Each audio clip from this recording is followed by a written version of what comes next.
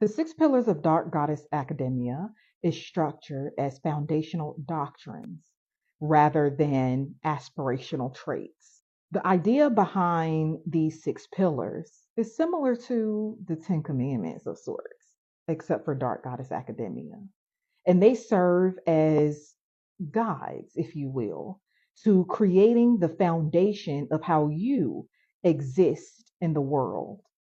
And when I say dark goddess or dark goddess lens, that means seeing things and perceiving things from a higher, elevated existence and understanding and a higher frequency, using the wholeness that comes from the darkness of creation. Use them as guides in order to create a foundation of who you will be and exist in this world. You are divinely connected to source, and you get to create whatever foundation you see fit and whatever foundation serves you. The six pillars of Dark Goddess Academia is trusting your knowing, shadow is power, sovereignty over submission, embodied alchemy, sacred deconstruction, and creation from the void. Trusting your knowing, radical self trust as embodied intelligence. This pillar centers intuitive authority over external validation. It stands to reclaim inner discernment after conditioning and honoring lived experience as legitimate knowledge. It's epistemic sovereignty, meaning it is self derived knowledge and it is valid because you say it's valid.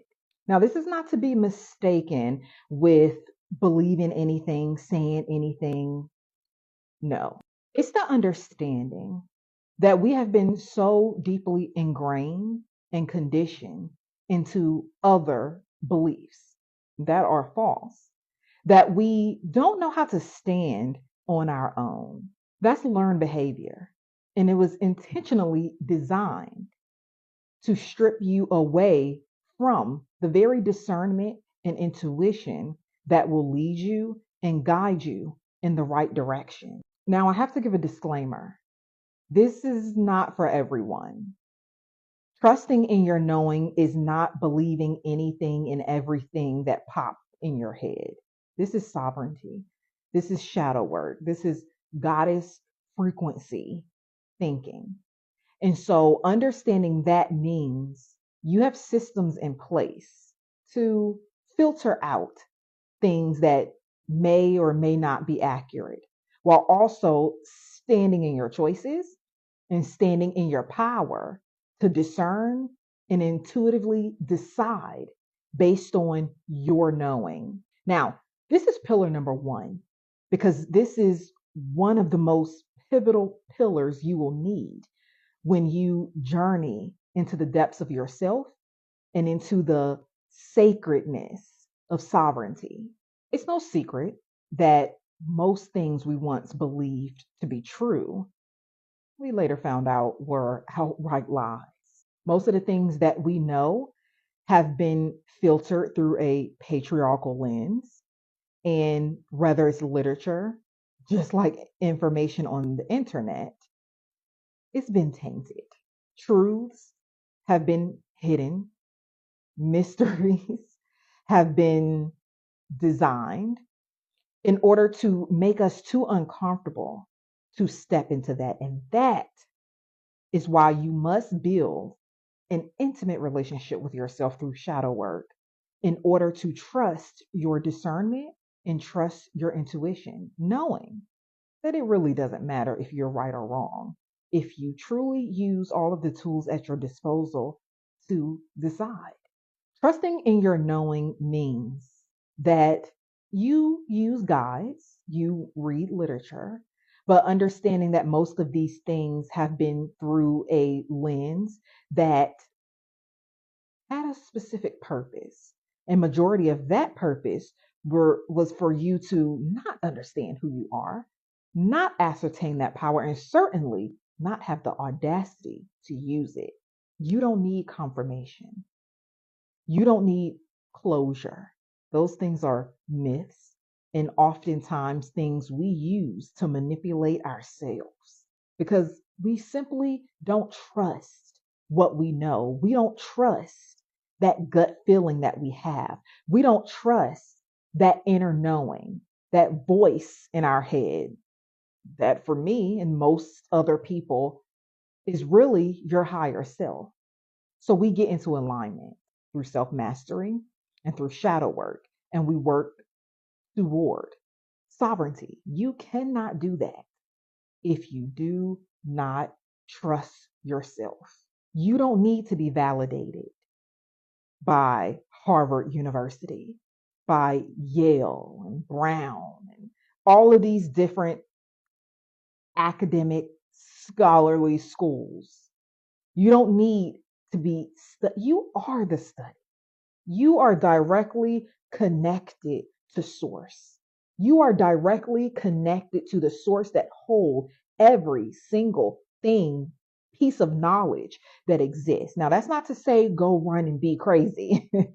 That's not to say make up things and believe everything that pop in your head. You have to create systems. But in order to even create systems, you have to learn to trust yourself. The way you learn to trust yourself is by testing yourself. But we will get into that another time. Your gut, your alignment, your higher self, that voice in your head, those hairs that stand up, those random thoughts that might pop into your head that seemingly came from nowhere, that is the knowing. And that is the foundation for you. Once you can learn to trust that knowing, well, power is just one open door away. So trust your knowing. Trust those feelings that you get. Trust that gut. Learn the signs of when your body is responding, when your higher self is speaking, when the voice in your head, when your consciousness, whatever you want to call it, learn to listen to it. The more you trust it, the more she shows up.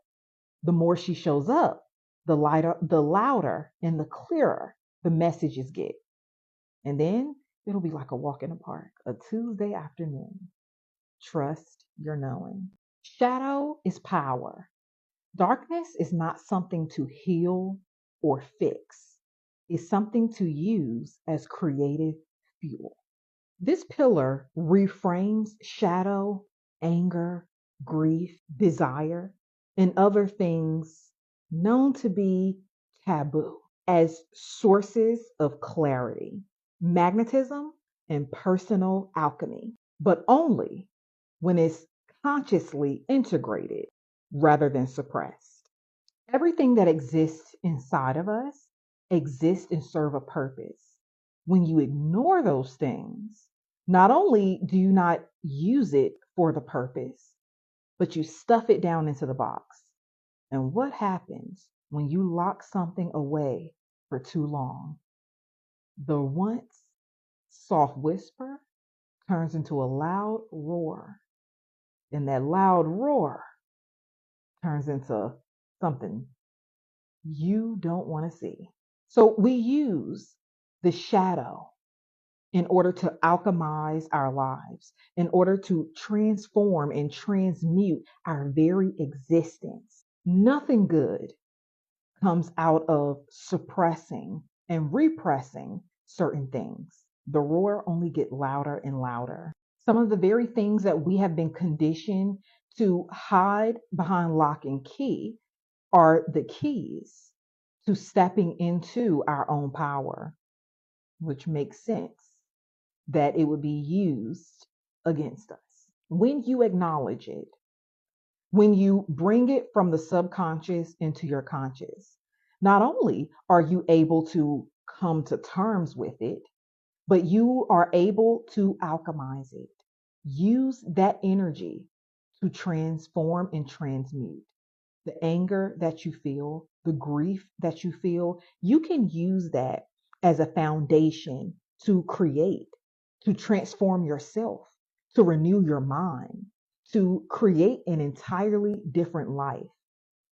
if you don't otherwise, most often it can and will destroy you. It'll be all consuming, and you'll find yourself out of control, lashing out, doing things that, had you acknowledged it, had you allowed yourself to experience it, you would have become one with it. Your shadow is not anything to fix. Everything that exists in the shadow exists and it serves a purpose. Learn to use it and make it work for you. Anger can protect you. Fear can protect you. Grief can transform you. Desire is the key to unlocking your dream life, for an example, to unlocking your creativity. When you stifle it, when you stuff it behind lock and key, you cannot make it serve you. You cannot allow it to point you in the direction. We talk about desire here, and desire is seen as taboo because it's often associated with things that we are told we should be ashamed of, like sexuality, even wealth or money. The idea behind wanting these things make you a bad person. That's not true. What makes those things, quote unquote, bad is the inability to balance it out. You cannot balance something out that you have tucked away and hidden from yourself. If you are angry about something and you pretend that you're not angry and you don't allow yourself to be angry and you stuff those feelings behind, someone did something to you, you had an experience, it did not go away. Energy never dies. It bakes and it brews. And that once simmer turns into a full on boil.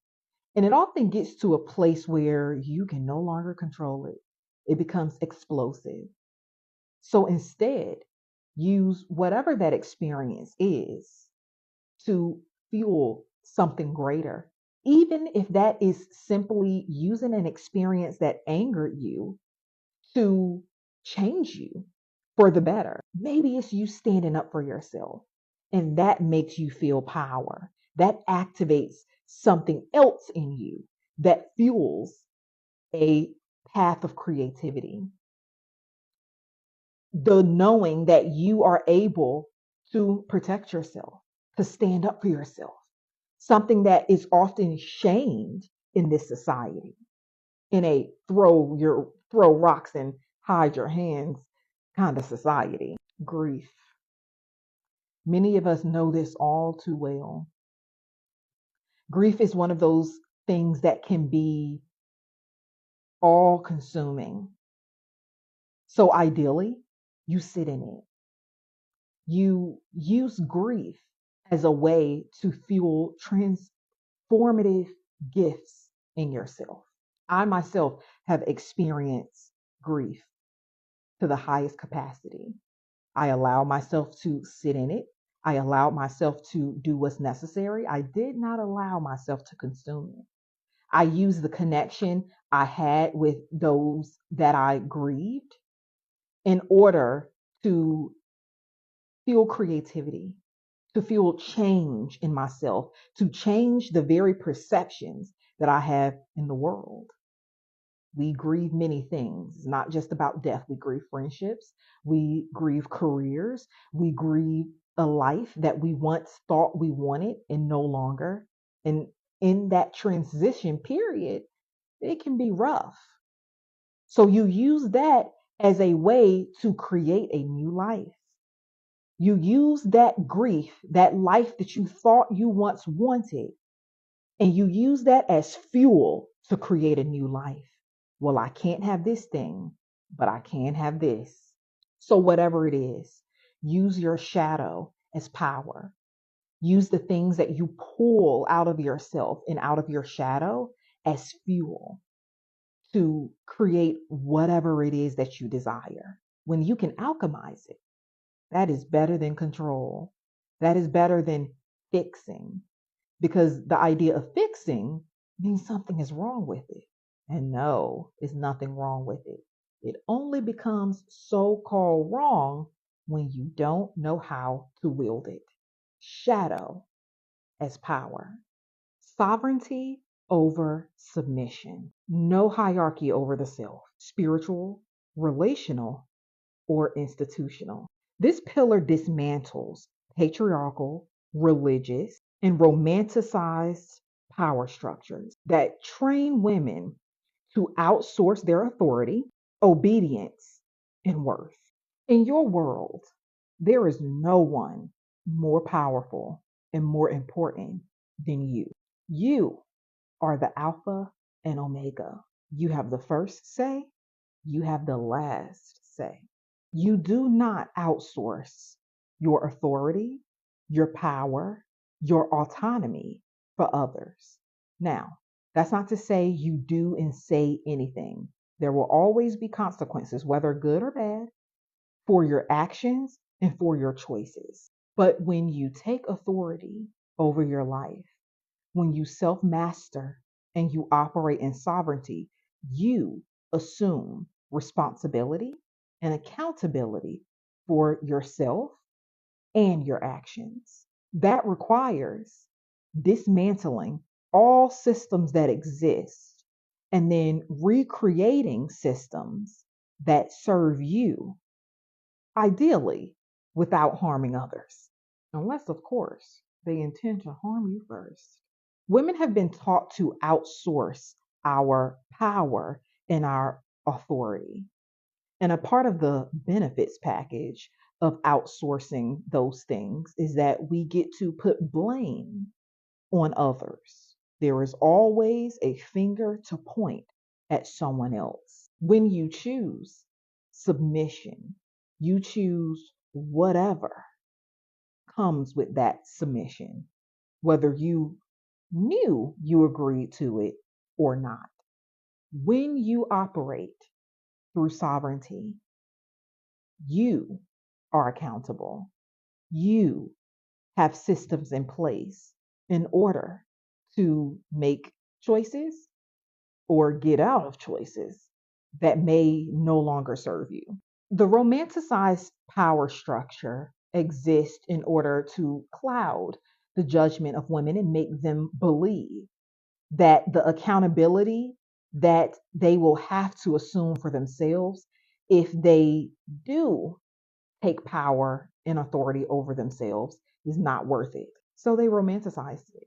They made you think that you were getting something that you really aren't getting in order for you to hand over that power. And this is why we often say you consent to things. Consent does not have to require someone to tell you the full truth or the blatant truth. It actually allows them, the universe allows quite a few loopholes. So when you operate in sovereignty and you no longer submit, understanding that those words have varying meanings, right? And you operate in the world with those various meanings.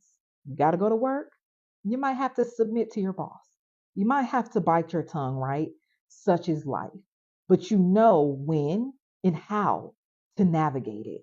And you never outsource yourself, because when you outsource yourself and when you outsource your power under the guise of submission to be taken care of, you outsource your rights, what otherwise would be your right to exist in a way you see fit. That is the agreement. That is the contract. So, sovereignty over submission. Dismantle all of the systems that were put in place to trick you into giving your power away and to lie to you about exactly what reward you were getting for doing so. Remove the fluff, remove the smoke and mirrors, remove the rose colored glasses so that you can see the truth. That is what is actively happening in the world today.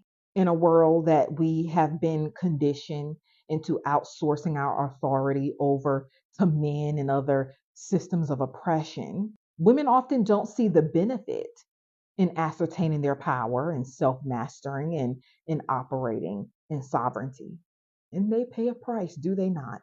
But not submitting also comes at a price. It means you have to take ownership of your choices. It means you don't get to blame people.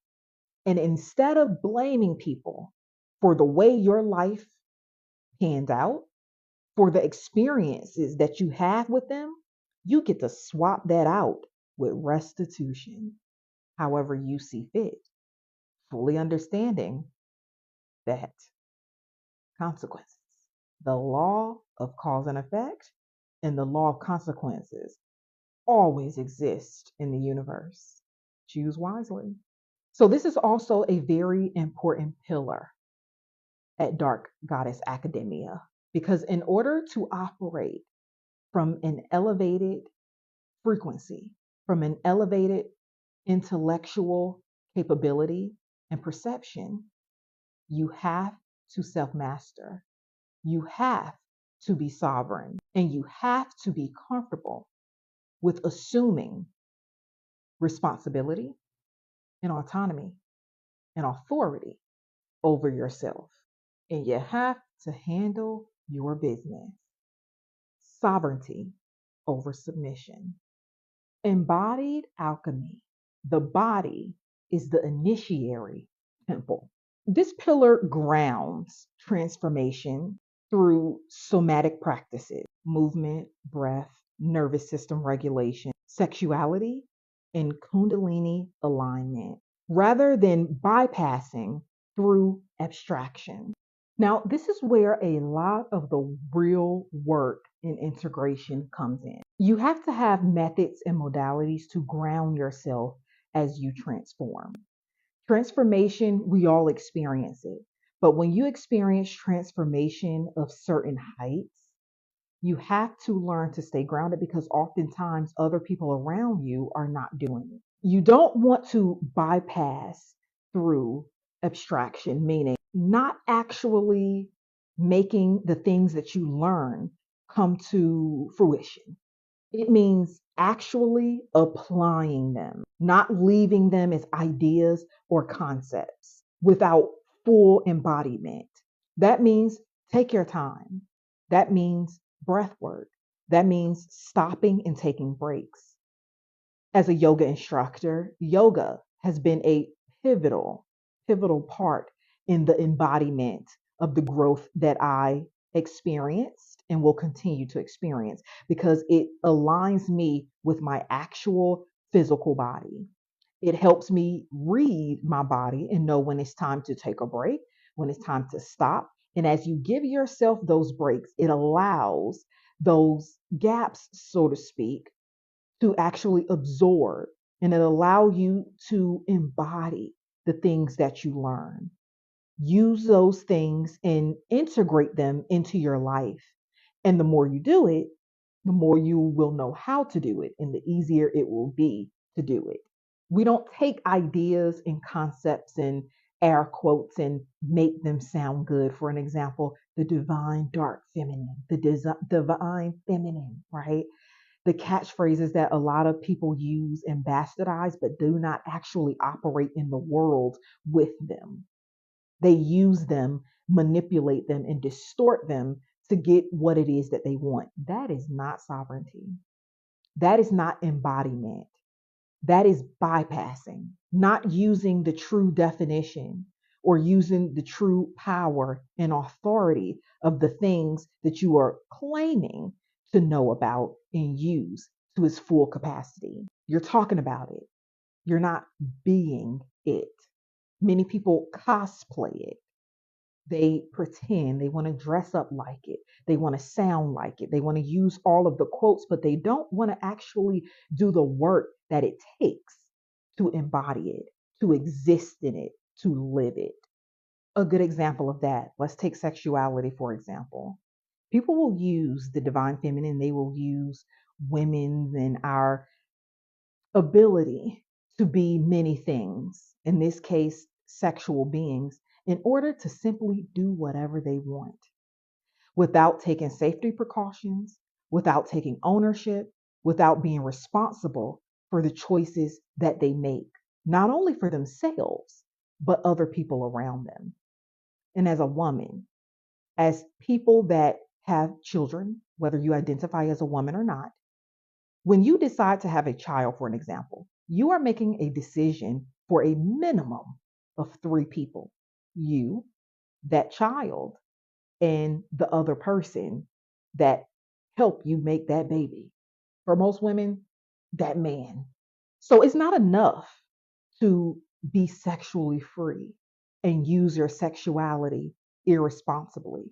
You use it as a source of power.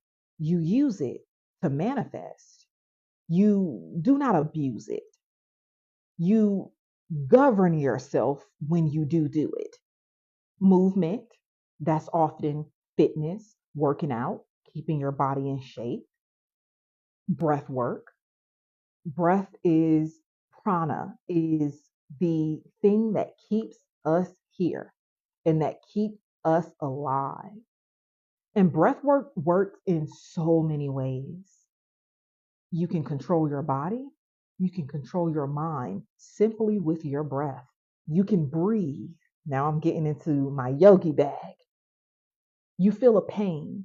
You can breathe into the parts of your body that you feel that pain and it will go away. You ever been cramping? The next time, hopefully you don't, but if you experience a cramp, take long, deep breaths. Envision the air as your chest rise when you inhale, pulling from your uterus or wherever. You have a cramp. Breathe into that area, meaning it's a combination of visualizing and energetically sending that breath to that place and watch it go away. All of these different techniques serve as methods of actually transmuting the things that you learn, the things that you are trying to alchemize. I was a procrastinator in school. And I would learn the day of the test. I would stuff my brain with all of the information I needed to know, store it long enough to dump it all on the test and get a good grade, and then forget all of it. This is not what you want to do in this journey. In order to embody knowledge, you have to sit with it. You have to learn a little bit, sit with it, grasp it, let it seep into your mind. Take a breath over the course of time. That is how you learn information. When you learn things quick and fast, you forget quick and fast. This is a quality over quantity situation. So stop. Be patient with yourself. When you learn a new concept, you sit with it. Depending on how important it is, sometimes over time, something that you read 2 months ago, a year ago, finally starts to set in, something that you learned a week ago. You'll find that some things you absorb and learn faster and some things that you don't.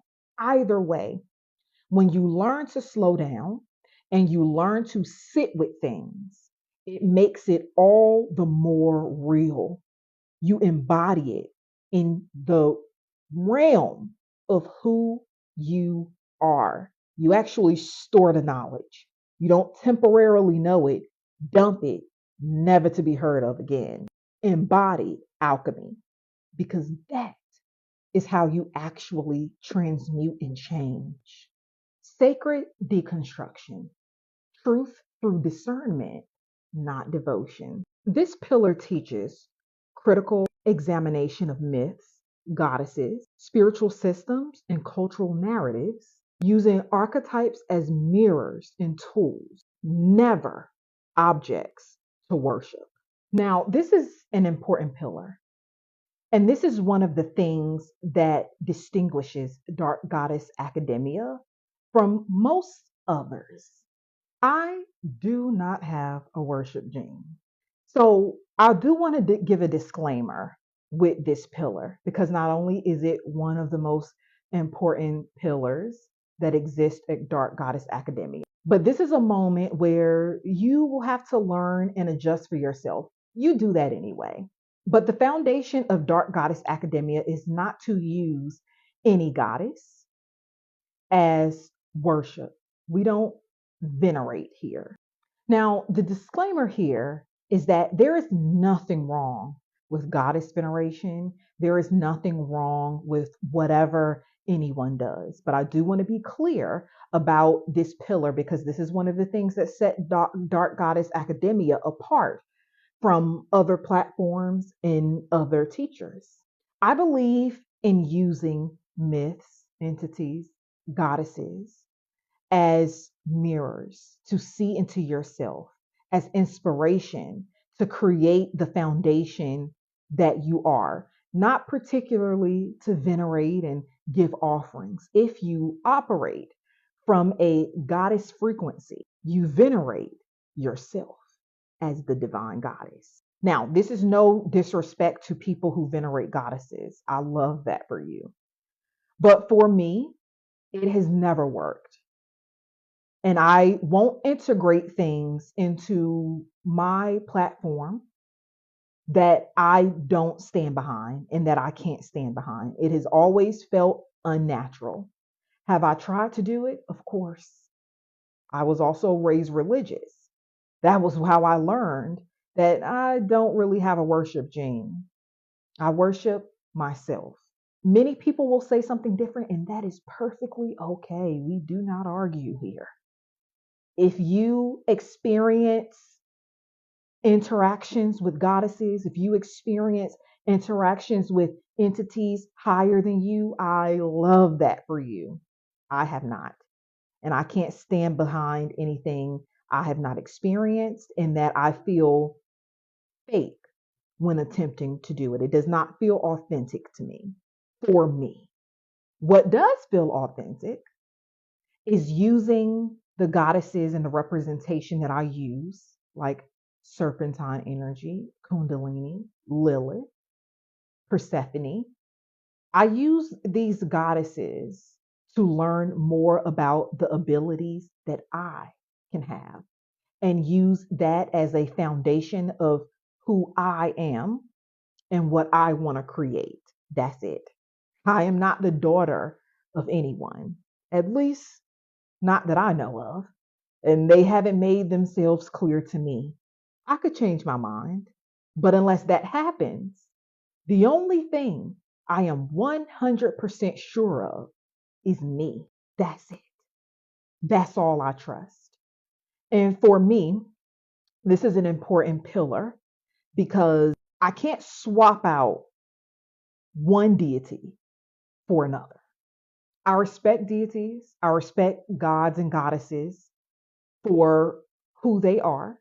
I respect their ability to exist and be true for other people. But the thing that is solid for me, nothing is more solid and more true than I am. Now, if you don't agree, you are still more than welcome to be here. I can simply help guide you in learning how to integrate goddess like traits into your everyday life, into your decision making process. And you can feel free to venerate however much you want. And I love that. A part of me growing up religious would have loved to have an entity that I felt I could depend on, but I don't. It doesn't feel authentic to me. It feels like I'm trying to force myself into doing what other people do, and that does not work. But honoring myself, venerating myself, is also a version of venerating the very myths and goddesses and the deities and everything else that I use as inspiration. I respect them. I honor them in their existence. But here, everything is to be sacredly deconstructed. There are plenty of goddesses I love and adore their archetypes, and I help create the foundations and the fabrics of who I am. When I deconstructed my belief system, I use goddesses like Lilith, Persephone, Serpentine energy, Shakti. I use those as a foundation to create who I am and how I operate in the world. But everything is up for question. And that is sacred deconstructing. The only thing we all know to be 100% certain is ourselves. And that's why everything can be questioned.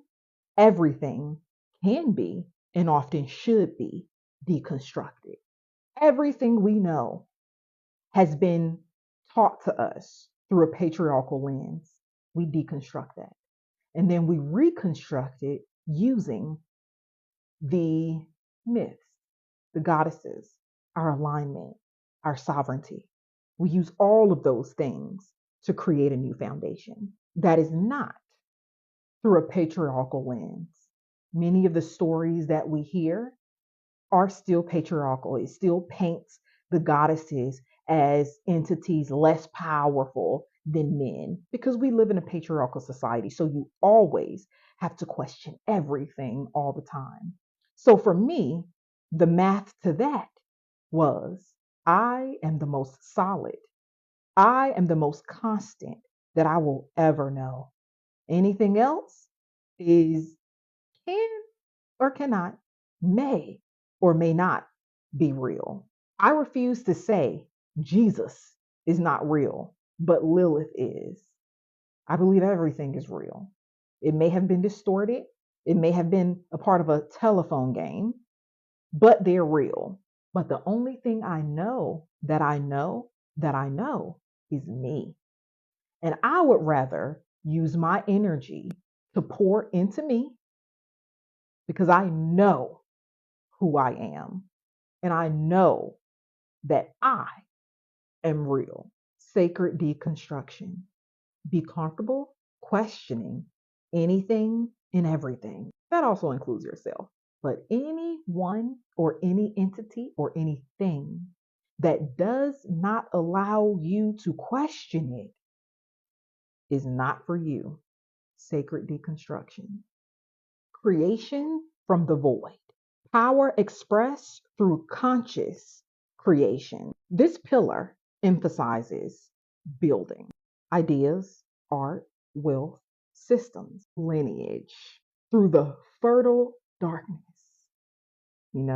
The cosmic womb, our own wombs, aligning purpose with material impact rather than remaining in perpetual healing. That means taking the spiritual knowledge, the things that you have learned about your own spirit and existing, and making it real, making something tangible form from it, whatever that is. For me, that's Dark Goddess Academia. All of the things that I've learned, all of my abilities over the course of my life, since I can remember, I use to create this platform. I use to share the things that I know, have always known, learn, in order to build something that is greater than I am. Because as I share this, you hear it, you use it, you transmute with it, and you create something completely different from that knowledge. The fertile darkness, the cosmic womb, the woman's womb. You can create more than a baby. You can create any and everything your heart desires. Use the fertility of the darkness in order to start to create what your heart's desires are. We're all so different. We all have different goals, different desires, different dreams. We have so much to create and use that infinite ability, that infinite source to create what you desire. Not seeing the darkness as something to run from, something to escape from, but something to go back into when you need to create. When you close your eyes at night, most of us see nothing, but everything happens. The entire universe happens when we are asleep. We travel, we astral project, we dimension hop, so many things. We are in a completely different world. Some say that is who we truly are. but everything is formed in the darkness. Your ideas come from the darkness. Art come from the darkness. The ability to see a thing or see nothing and put it into something tangible, to have an idea and to pull that idea into this reality and put it on a canvas and put it in a platform and speak it into existence and make it real. That is creation from the void. Ideas form in the darkness. Desire forms in the darkness. Everything forms in the darkness. And when you are comfortable with that, you will create like never before. Ideas will pour through like rain. Your creative abilities, your ability to paint and draw art.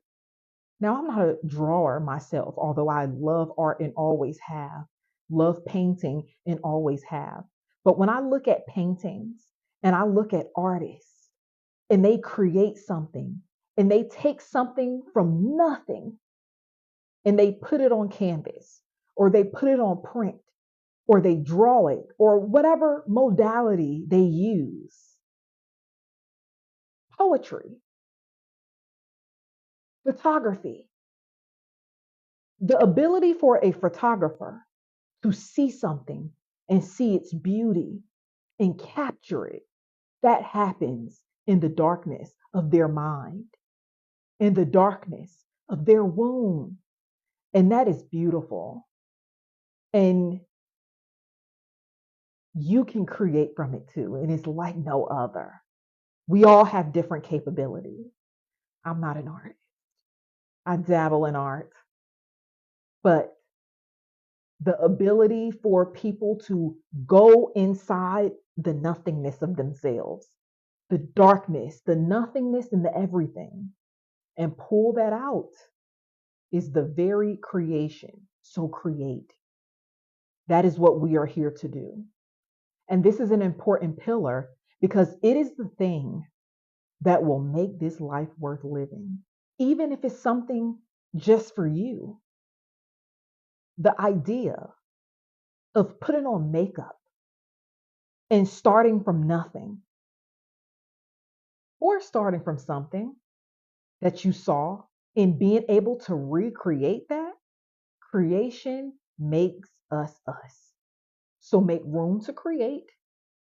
Use your tethered source to the cosmic womb, to your own womb, to create shamelessly and do so.